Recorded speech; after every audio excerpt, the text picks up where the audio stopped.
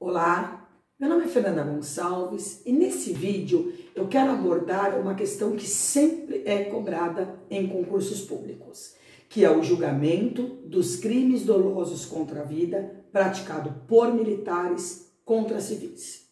Tem uma nova competência que foi conferida pela Lei 13.491, de 13 de outubro de 2017. O tema requer bastante atenção. Primeiramente, é necessário informar que o próprio Código Penal Militar, em seu artigo 9º, que define os crimes militares em tempo de paz, parágrafos 1º e 2º, com a redação determinada pela Lei 13.491, confere tratamento diferenciado aos militares estaduais e aos militares das Forças Armadas. Aos militares dos estados foi seguido o mandamento constitucional.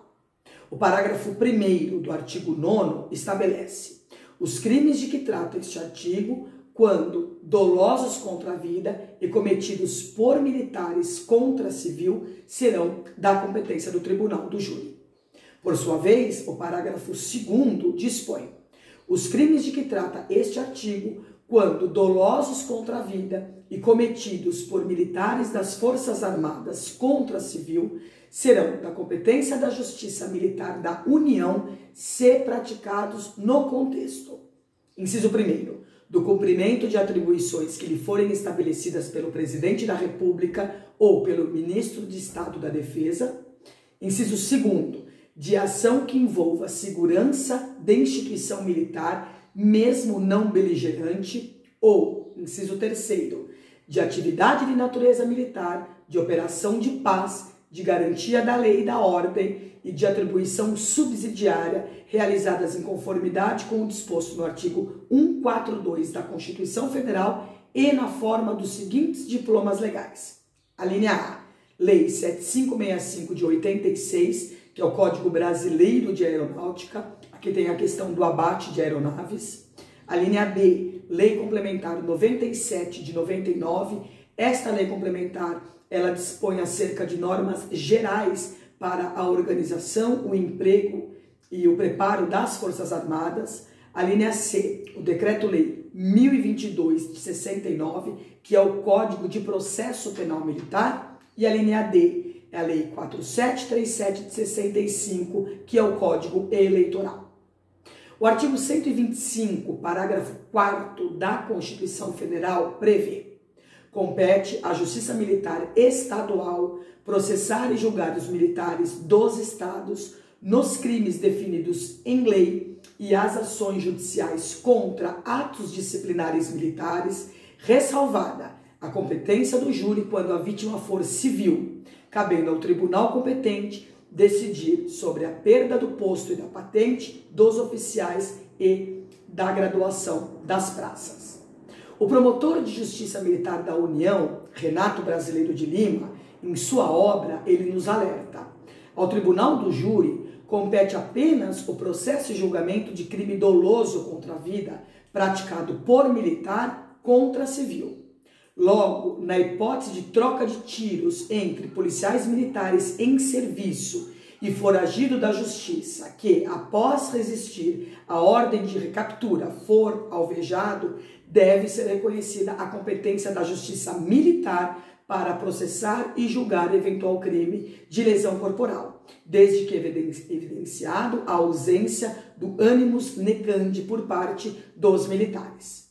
A novidade trazida pela Lei 13.491 de 2017 foi o acréscimo do parágrafo 2º ao artigo 9º do Código Penal Militar, que prevê a competência da Justiça Militar da União para o processo e julgamento de crimes dolosos contra a vida cometidos por militares das Forças Armadas contra civis, se praticados em um dos contextos elencados nas alíneas A a D, visto que o parágrafo 1º, a regra é a mesma trabalhada já pela alteração legislativa feita em 1996, através da Lei 9299. O julgamento dos crimes dolosos contra a vida perante o tribunal do júri, ele é feito através de um procedimento escalonado, composto de duas fases. A primeira fase é denominada iudice accusationis, que é o sumário da culpa, que ela inicia-se com o recebimento da denúncia até a decisão de pronúncia. A segunda fase, denominada iudicis causi, que é o plenário do júri, se inicia com o trânsito em julgado da sentença de pronúncia e termina com o trânsito em julgado da decisão do tribunal do júri.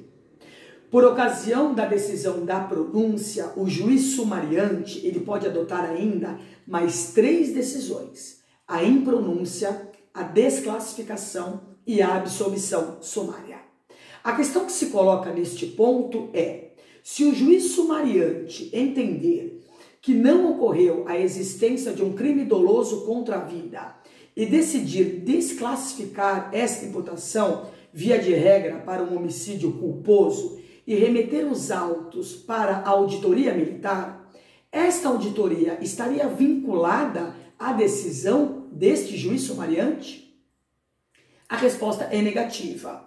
O Superior Tribunal de Justiça, analisando essa questão no conflito de competência 35294 de São Paulo, decidiu, através da sua terceira sessão, que a desclassificação pelo juiz sumariante não vincula de forma alguma o juízo militar.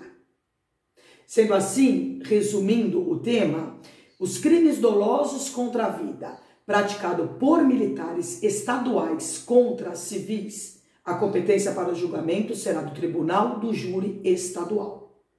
Os crimes dolosos contra a vida praticados por militares das Forças Armadas contra civis, no contexto descrito no parágrafo 2º do artigo 9º do Código Penal Militar, a competência será da Justiça Militar da União e esse julgamento será realizado por um Conselho de Justiça, que pode ser permanente ou especial, conforme o caso.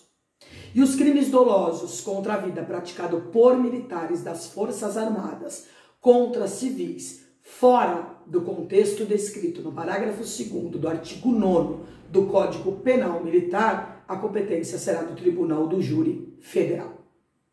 Essas eram as considerações que eu tinha para fazer acerca da competência para julgamento dos crimes dolosos contra a vida praticado por militares contra civis.